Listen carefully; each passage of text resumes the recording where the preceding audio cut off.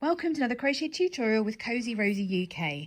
Today I'm going to be showing you how you can make your own macrame inspired plant hanger using your crochet hook. So I don't know about you, I spend all my life untangling my yarn. I can't bring myself to start putting knots in it to create macrame. So what we're going to be doing is making a plant pot. We're going to make the medium one together, but this is the small, and this goes all the way up to 28 centimeters around. The medium goes up to, I think, 27 centimeters around, and larger still for the large. Now this is an incredibly strong plant pot holder, and you can see it does have some stretch, so it will take the weight of your soil as well, but it is started off with a macrame ring. Move that out of the way for a moment, my little fake plant. So I would recommend working with two 2-inch macrame rings, one for the bottom and one for the top. There is an alternative, which is where you can just work around a ring of crochet, but it is not as sturdy. So most definitely I wouldn't recommend this for heavy plant pots, so those with actual soil in or that you're going to water, because it's just not going to be as strong. So the materials that we're going to need on top of your macrame rings is some form of macrame cord, or you can triple or even work 4 strands of DK cotton together. The reason I say that is because this is about a 3mm macrame cord. It is incredibly tough. It's hard on your hands to work with, but my goodness, it does create beautiful things. Now this return of the Mac is available at Hobbycraft, and I have other colours that I'm going to be working with today. I've already made one. I made the large size hanger in the cream, which I'll show you a little bit later. And I really love how it comes out in this cream, because it really does look like more of a macrame style project. Hook wise, you are going to need a 6mm crochet hook. I'm going to be using my Furls resin because it's really firm and won't bend as I'm working with this super strong cord. You are going to need a pair of scissors because we're going to be cutting our yarn a number of times, but we're not going to make any knots, I promise. So gather all those materials and let's get started on our Trinity plant hanger. So before we actually start on round 1, we can either create a ring by making a chain of 10 and then slip stitching to join, or we're going to work around our macrame ring. I would recommend, if you can, to work with your macrame ring, because it does give you a lot more firmness at the bottom of your pot. But this is the end of round 2.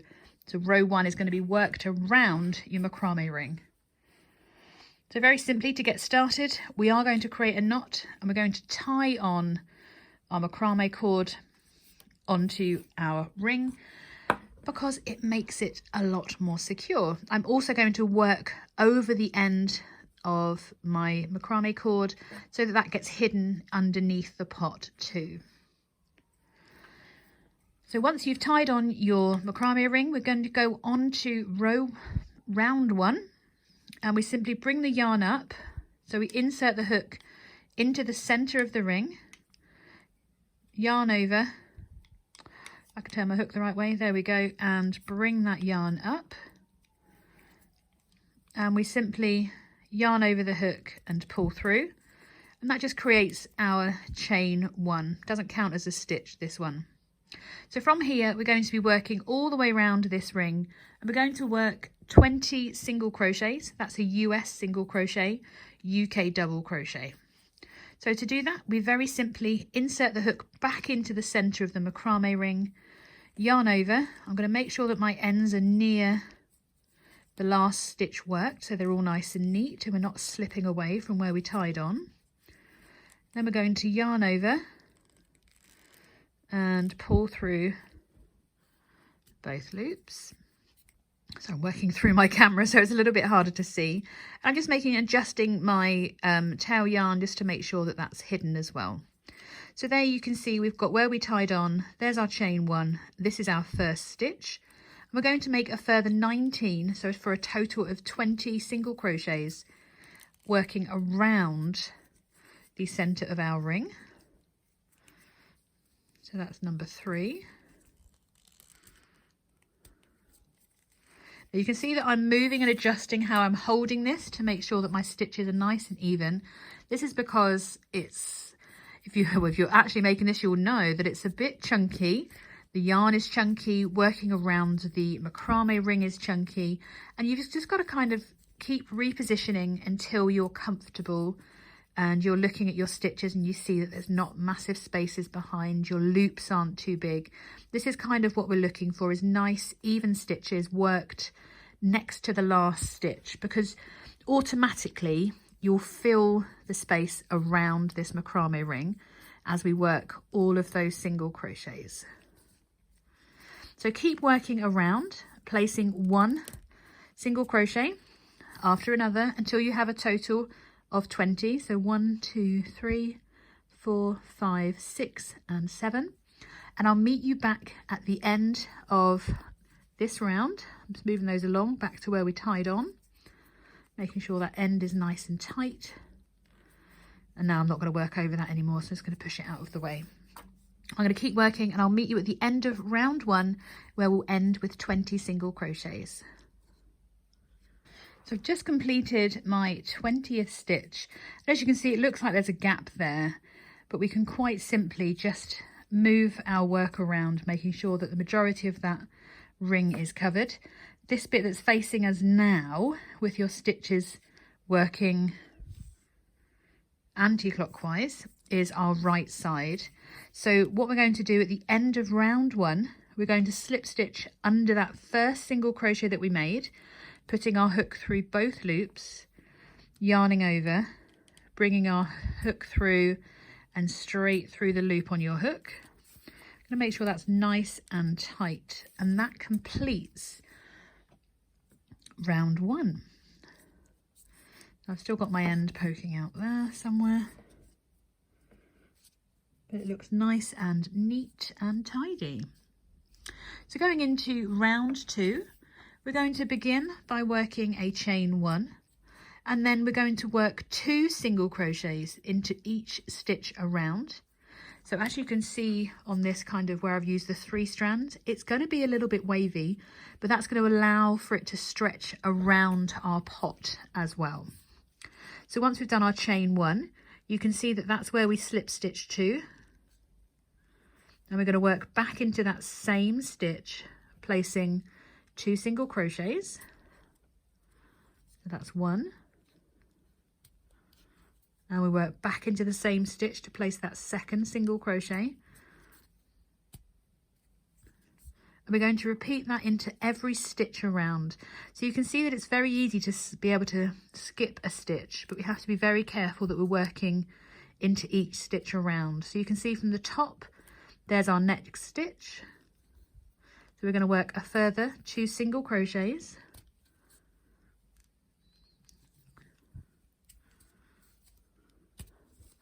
And we're going to repeat that the whole way round.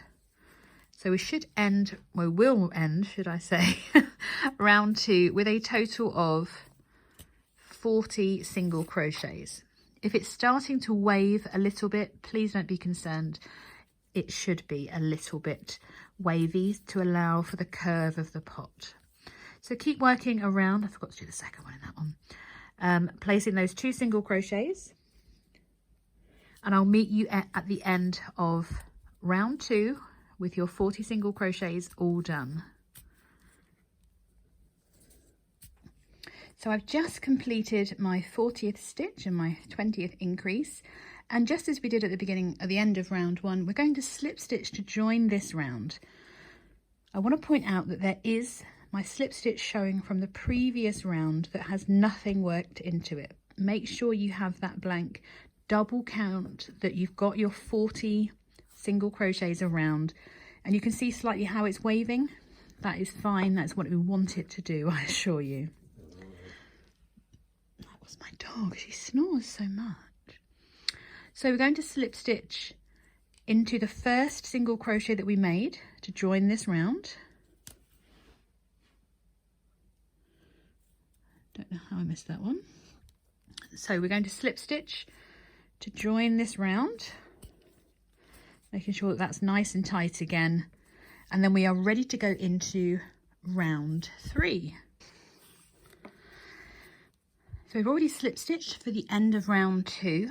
Now if you have a particularly wide pot, as I have here, this is my medium-sized pot from IKEA.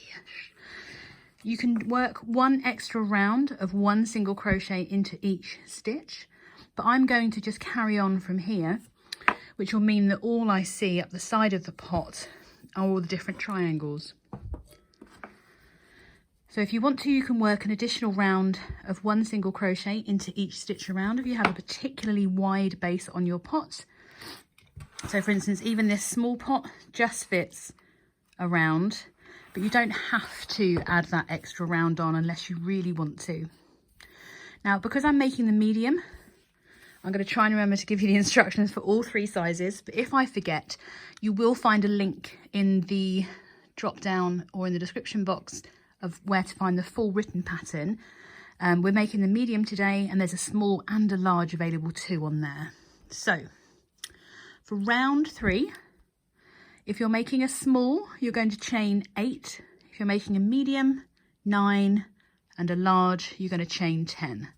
So I'm making the medium, so I'm going to chain, just by yarning over and pulling through, 9 times. 2, 3, 4, 5, 6, 7, 8 for a small, 9 for a medium, and 10 for a large. So once we've worked our chains, we're then going to skip 1, 2, 3, 4 stitches and insert our hook into the 5th stitch around, and then we slip stitch to join. So we just literally yarn over, pull through, and pull through the loop on our hook, and that creates the start of a triangle. Doesn't look much like a triangle, but it will, I promise. And we repeat that the whole way round. So for a small, we're going to chain 8, a medium, chain 9, and a large, chain 10. So 1, 2, 3, 4, 5, 6, 7, 8 for a small, 9 for a medium, and 10 for a large. Make sure that you've got your work facing the right way. You can see these beautiful things. These are the wrong side. So we're looking for this side when we're slip stitching, and then we're going to skip those next 4 stitches. So 1, 2, 3, 4. We're going to insert our hook into that 5th stitch along, yarn over, bring that loop through and straight through the loop on your hook. If your wrist or your hands are getting tired, take a break, because this can take a lot out of you. This working with this macrame cord, it really can. Oh goodness, there we go. And now we have 2. We're then going to repeat that, as I said, the whole way around. So chain 8, 9 or 10, skip 4 stitches and slip stitch to join. And I'll meet you round at the back when we've done our last chain. So I'm just finished my last chain 9 because I'm making a medium, and I'm just joining in that last stitch around. Oops. Oh, pull through, there we go. I'm going to bring that loop up for a second so we can have a look at what we've got so far. So you should now have 8 chain spaces around here. So it looks like a little bit like a flower. And these are what's going to come up around the side of your pot. So to join round 3, we are simply going to slip stitch into the first chain that we made to join. I'm just going through one side of my chain to join that one there, and that ends round 3. To start round 4, we're going to work up to the top of our peak in our first chain. So we literally just slip stitch across each of these chains. So for a small, you're going to work across the next 3. For a medium and a large, you're just going to slip stitch across the next 4.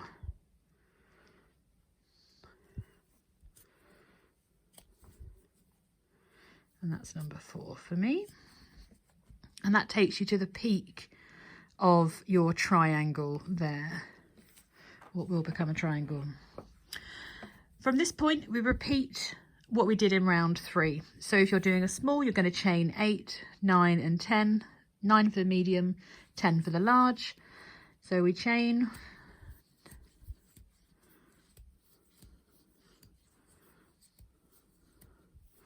that's a chain 9 for me because I'm making a medium.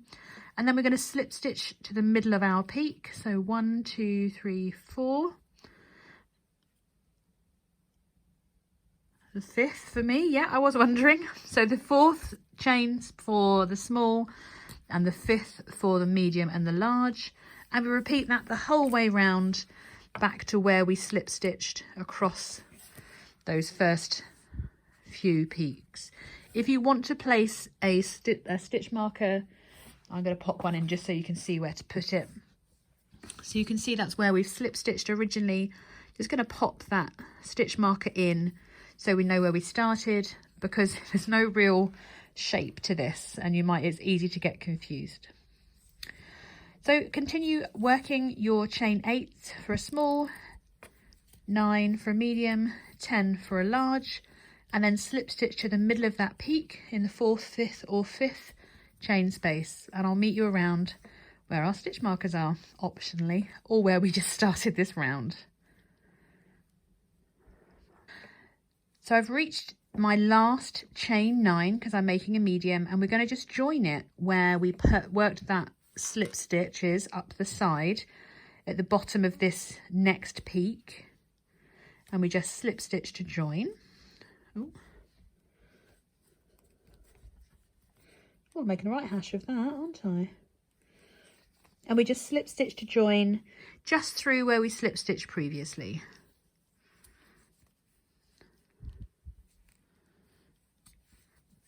There we go. So that ends round 4, and this is the perfect time for us to check our pot sizes against our hangers. Check my pot for sizing. Now, as you can see, this does completely cover the base of that, and this peak, when pulled up, comes about halfway towards the top of my pot, and that is perfect. If you are you've got a really tall pot and you're only coming up kind of 1/3 of the way up, you can repeat row 4 again. So you can start by adding your slip stitch, and then you can work your chains and slip stitch all the way around again to give you a 3rd row of triangles. I'm quite happy with where that's going to go, because if I show you on the small pot, here's the top of this peak we're talking about here. This is going to be added in, this other triangle's added in when we add our handles on. So that brings it up for the additional height. So don't worry if you're only halfway up your pot, that is the right place to be. Move that one out of the way and let's take that off. So for me, this is absolutely perfect. If you do want to increase the height, or you want your handles up even further, feel free to add another row or another round of round 4.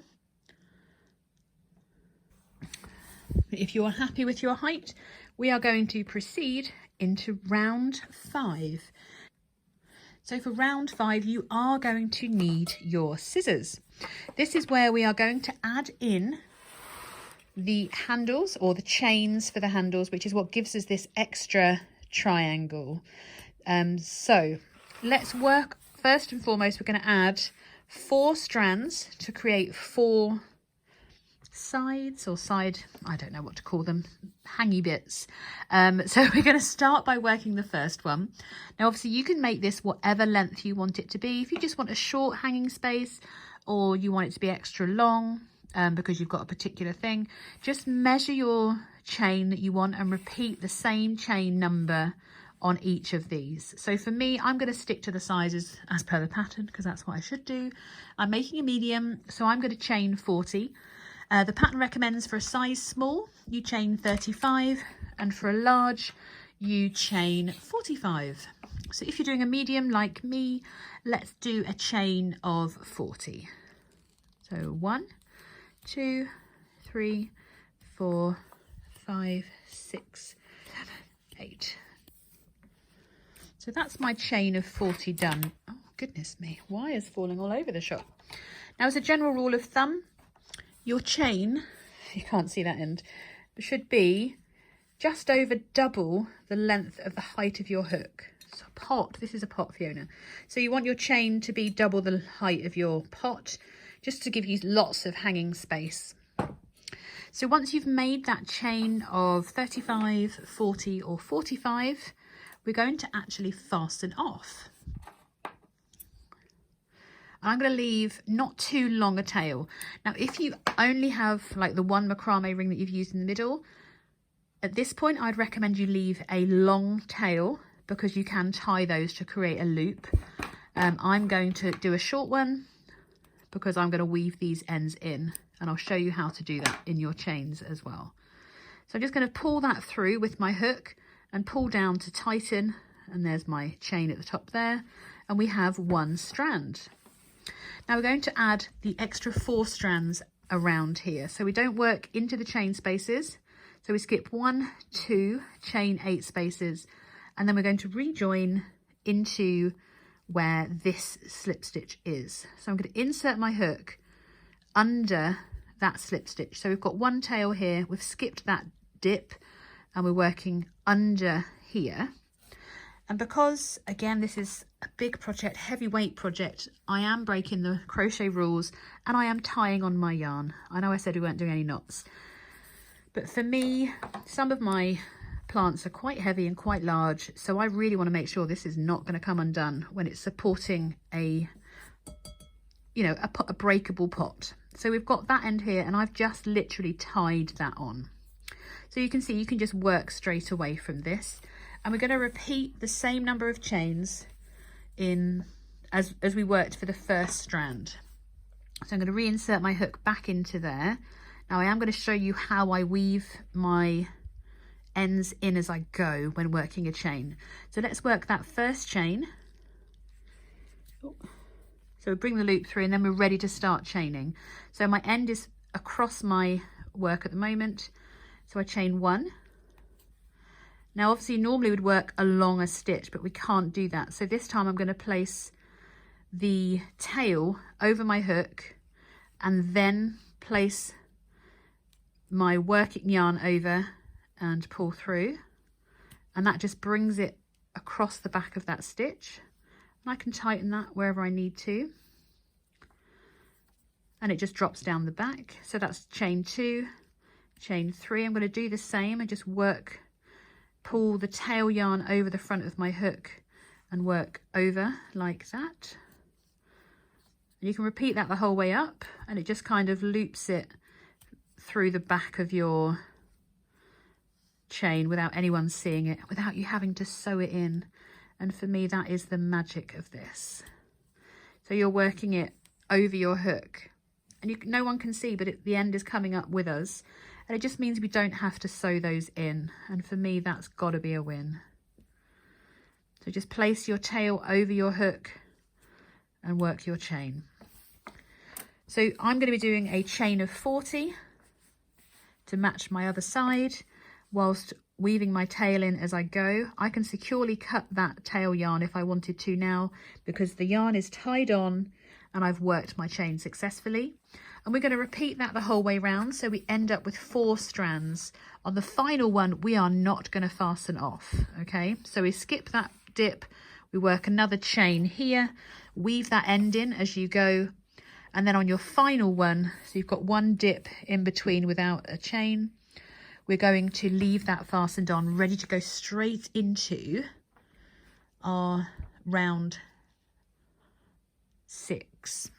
So keep working your second chain, fasten off when you get to the top, and then reattach by skipping the next 2 chain 8 spaces and working through that slip stitch. And repeat this process of tying the yarn on, weaving your end in if you can while you chain, and I'll meet you once you've worked your final chain without fastening off. So I have my last chain completed. All my ends are woven in. I'm not brave enough to cut them yet, but they are done, which is the main thing. So what I am going to do now, I've not fastened off. We're going to go straight into round 6, and we start by working down this chain. So I'm going to make sure this chain is not twisted to start. It is not. That is good, because we're going to work directly into slip stitching all the way down the side of here. So we don't chain one or anything. We're just going to work into that first or the next chain down and slip stitch all the way down the side. I'll speed this up because I've got quite a long chain here. So for the medium and large, we're going to leave 5 chains unworked, and the small will have 4 chains unworked. So once we've got those chains unworked, you've got 4 unworked for the small and 5 unworked for the medium and the large. We then start by chaining 3 for a small, 4 for a medium and 5 for a large. So 1, 2, 3, 4. And then we're going to slip stitch to the middle of that next peak. So 1, 2, 3, 4, 2, 3, 4. So if, like me, you've got, oh, I've got the wrong number there, I should have 9, but that's fine. So I'm just going to slip stitch to what looks like the middle of that peak. It happens to the best of us. And then that creates the start of the next triangle. We're then going to chain 4. Oops, 1, oh goodness. 2, 3, 4, be 3 for a medium and 5 for a large. We do the same again. We slip stitch to the middle of that next peak. Then we chain 3, 4 or 5 again, 2, 3 and 4. And then we've reached our next strand. So what we're going to do here is we're going to match up this bit here. So what we've done is we've got a chain 3 for a small, 4 for a medium and 5 for a large. Join into the middle of that next peak. We then chain 3, 4, 5 depending on the size.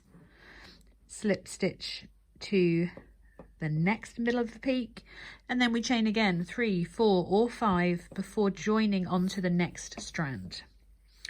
Now you're going to match up the number that you did here. So for me, that's going to be into the 5th chain up. For a small, it's going to be the 4th, and for a large, it'll be the 5th, the same as a medium. So 1, 2, 3, 4 and 5. So I'm just going to slip stitch into the 5th. Oh no, sorry, into the 6th, because we've left 5 unworked. So 1, 2, 3, 4, 5 unworked, and I'm slip stitching into the 6th. Find my working yarn again, there we go. So just slip stitch into there to join, and then we're going to slip stitch all the way up to the top of this strand, just working under one side of the chain, because we're going to work back down the other side. So work all the way up to the top, and I'll meet you there.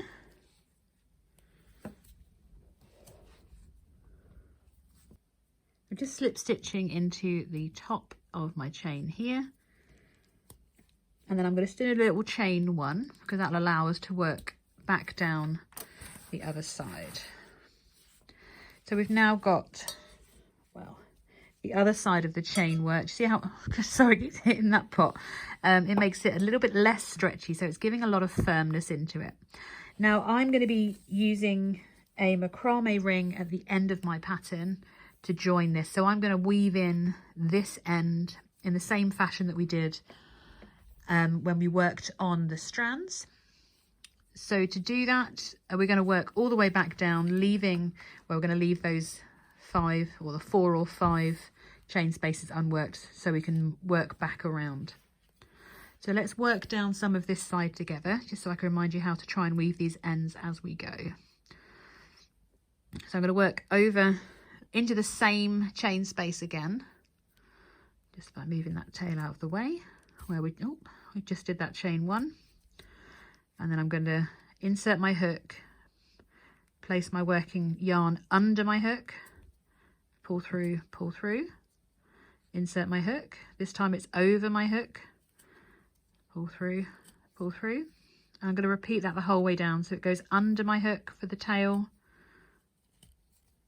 and then over my hook. And what that's doing is it's effectively weaving in the end of that tail, and it just saves you having to actually sew it in at the end. I am probably one of the laziest crocheters, but it just makes it a bit more fun for me. I really don't like weaving in ends. I know some people do, but I don't get it. So just go under on one way and then over on the other.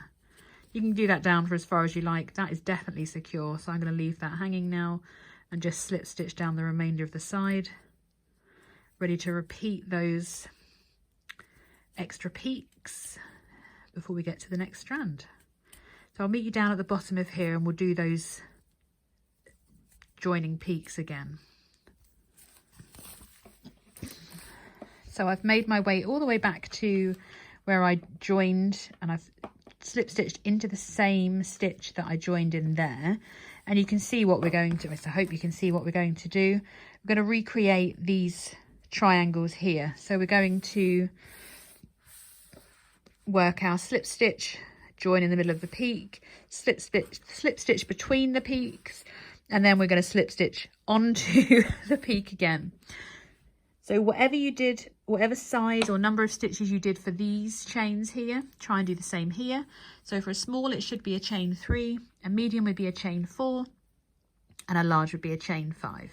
So I'm going to chain 4, 1, 2, 1, 2, 3, and 4. And then I'm slip stitching to the middle of that peak of the next one.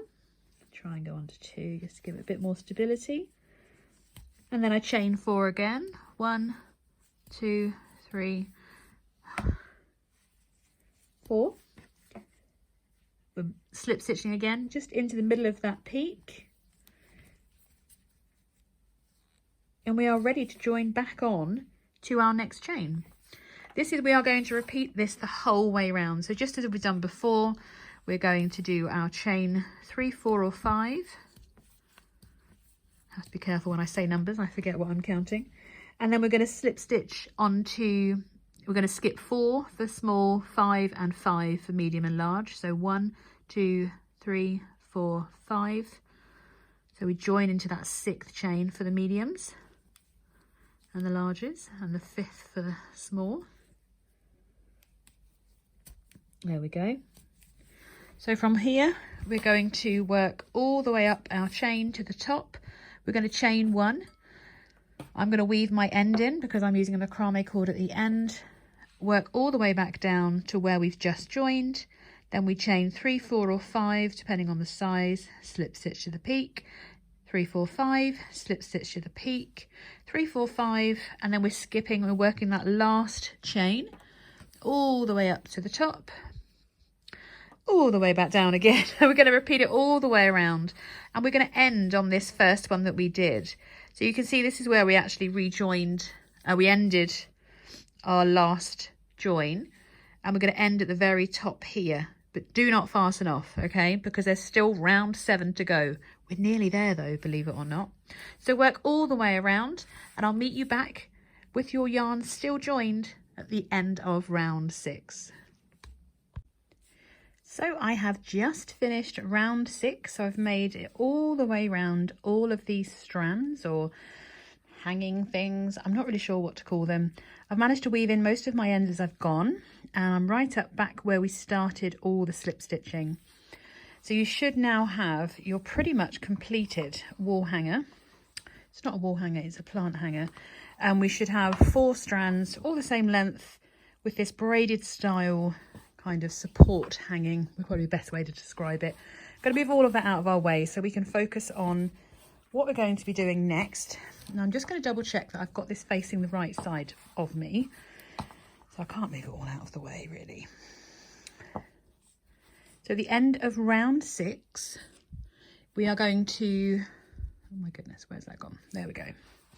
We want to double check that our strand is not twisted at all, because we're going to join, for round 7, we're going to join all of these strands together and create like a final round before we work the final strap of the hanging itself. So going into round 7, we begin by working a chain 1. Oh, she says, oh my goodness.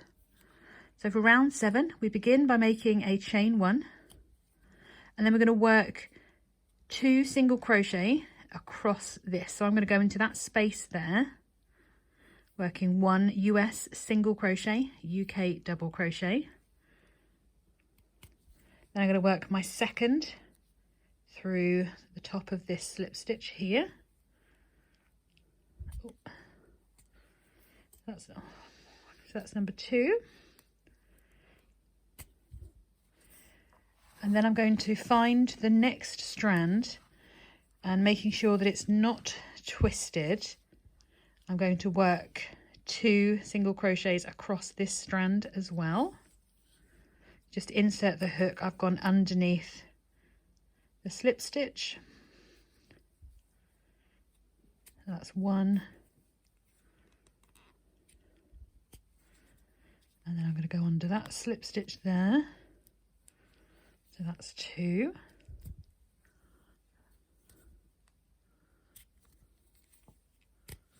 You can see that's kind of bringing those 2 strands together.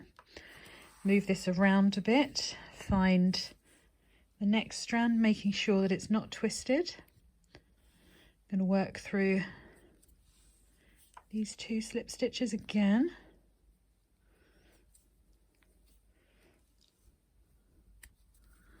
That's 1. Oh. And go under there. That will be number 2.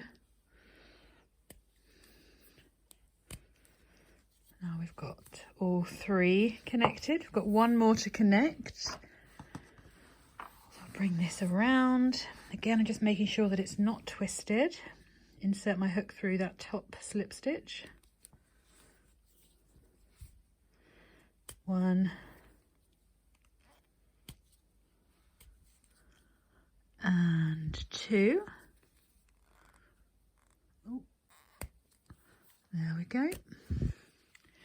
And it creates this kind of like a long row, but we're going to join them together. So bringing it back round to where we first worked. Bringing it back around so where we worked that first single crochet. I'm going to insert my hook. I'm not going to come from the back. I'm going to make sure this is facing the right side of me. And again, making sure it's not twisted. I'm just making sure that they're all straight. And I'm going to insert my hook to slip stitch to join, making sure that I insert from the front and then slip stitch to join that row. And then we're ready to do, well, this is a round, isn't it? Sorry, that's round 7. So at the end of round 7, we should have 8 single crochets. And now we're going to create the section that we put our last macrame ring over to create. I can show you on this pot hanger here, our really strong join to hold the weight of these plants. So we're going into rows. We're going to work this in a row. So we start by chaining 1, and we're going to work 1 single crochet across each of the next 4 stitches. So I'm going to start by working into that chain, that stitch we've just slip stitched into. So that's 1. There's number 2.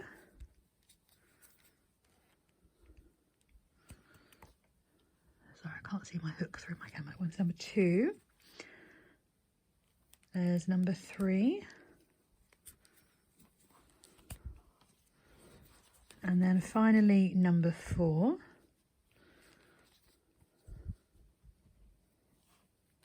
There we are. And that's, we're going to leave the remaining 4 stitches unworked. So that is row 1. We're going to chain 1. So this is going to be row 2 to 6. We're going to chain 1, turn our work, and then work 1 single crochet into each stitch across, maintaining that stitch count of 4.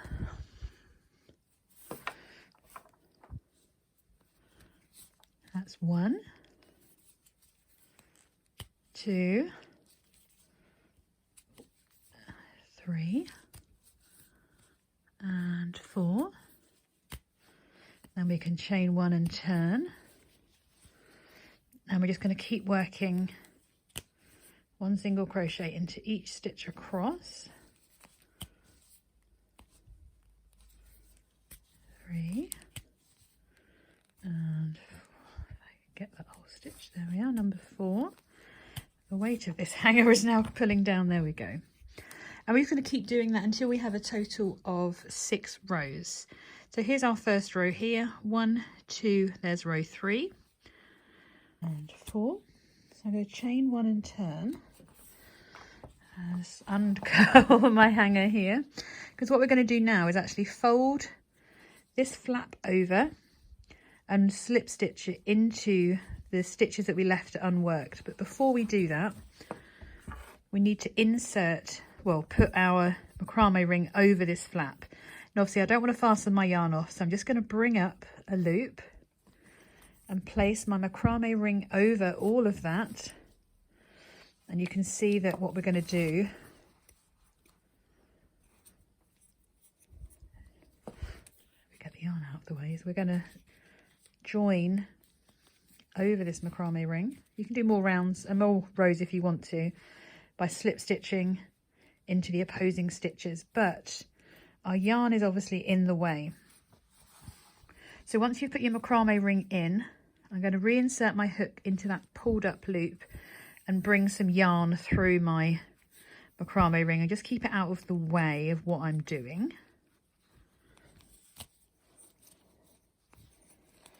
I'm going to fold the flap over. I've already done my chain 1, and I'm going to insert my hook through this first stitch, and then I'm going to find the first unworked stitch. So you can see we've got a stitch coming out here, and then this is our first, get it so it focuses, sorry, I don't know why it's so blurry, or if it's my eyes, it might be my eyes, there we are. So we're going to insert our hook through that first stitch and then through the first unworked stitch. Got my working yarn here that I've pulled through the macrame ring, and I'm just going to slip stitch through that first and straight through that one, and then straight through the loop on my hook. Just kind of give it a pull to tighten that up. Tuck my work through, there we go. And already you can see exactly what we're going to do across the next few stitches. It's a bit neater once you've got that first one done. Now I am working through both of these loops, so I want to make this as secure as possible. So there's my second stitch. I'm going to insert yarn over, pull through the next loop, and then straight through the loop on my hook. And we've only got 2 more to do, so we reinsert our hook again, insert through that next stitch, and slip stitch again. The final stitch, we're just going to do the same again.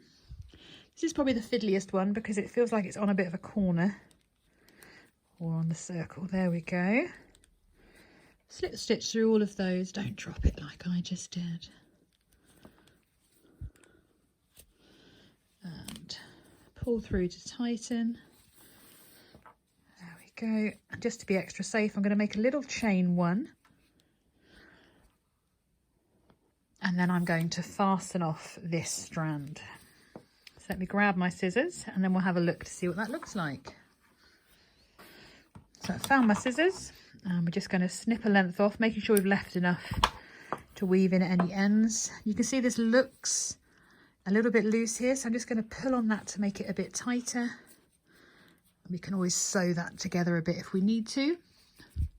And there we have, you can You'll work that yarn through. There we go. And then we've got that ring neatly attached as well.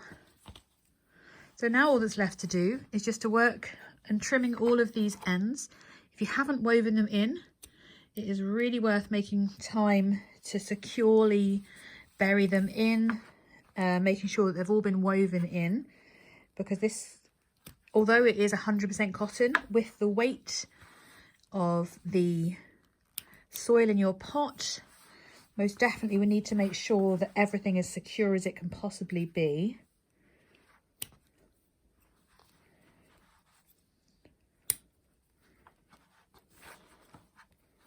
It does feel like there's ends absolutely everywhere on this because of those fastening off. See, that's not secure.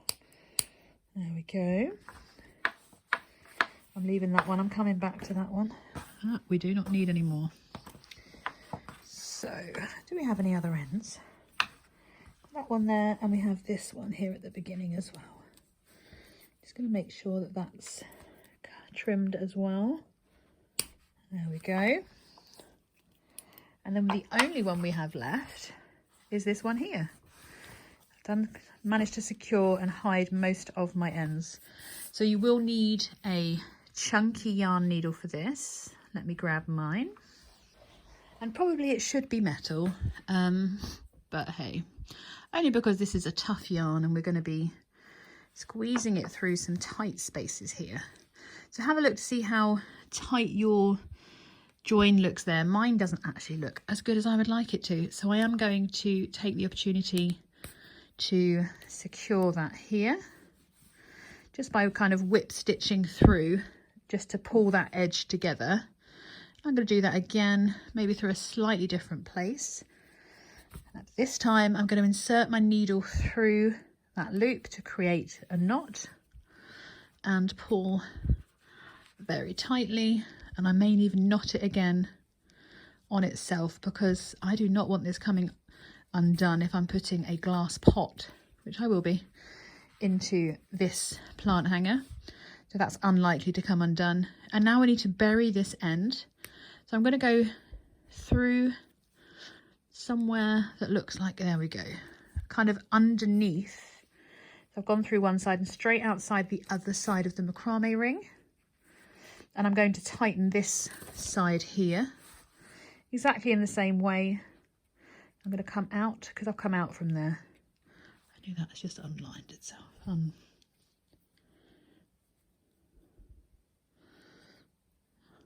So good at threading needles. There we are. Even with the biggest of eyes, there we go. Kind of bringing it through from the middle.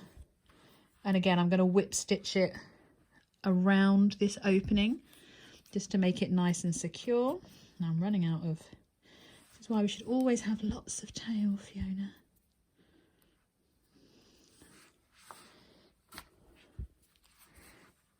You can pull tightly on this lovely chunky cotton because it is so secure and strong. You can't snap it like you can normal wool. And again, I'm just going to knot that. I'm not a great one for knots, but when I'm making for long-term use, I am going to make this super secure. Can I get this back through? Yes. For our final knot. And then I'm going to bury this end. Just tightens up that opening either side of the macrame ring if you've been a bit loose with your stitches like I was. It's a bit fiddly, hard to get those stitches nice and tight. And then I'm just going to kind of weave through these last few stitches across the, without splitting the yarn. There we go. Just to kind of help bury this end. No one's going to see this, because this will be nice and up high. And I'm just going to go back through again. Just kind of hiding this so that no one else will see this end. And then I'm ready to snip this, give that a bit of a gentle pull. Snip this last end. And that's our plant pot complete. Plant hanger completed. Ready for me to put a plant into this pot. So I don't have one in here yet, so which is why it doesn't look quite as tall, but when there's some weight on there, It's going to be nice and firm. I wish I could show you the top, but my other side of the room is really messy. Oops. So you've got your lovely macrame holder. Oh, and I just love how neat the bottom of that looks, so that you can proudly hang your plants in. I really hope you've enjoyed this tutorial, and you can make as many plant pot holders for all your little plant babies over the coming years, both for inside and outside. I can't deny these are going outside. I'll show you those over on my Instagram stories, where you can see that I'm slowly doing up all of my garden. Love to know what colour you're going to be making your plant pot hangers in. I'm going bold with some green and some orange. I do have some cream ones as well. And I hope you've enjoyed this tutorial, and I cannot wait to see you for another one. I hope you already hit that subscribe button. If you've enjoyed this tutorial, don't forget to give it a thumbs up, and I'll see you again very soon for our next crochet tutorial from Cosy Rosie UK.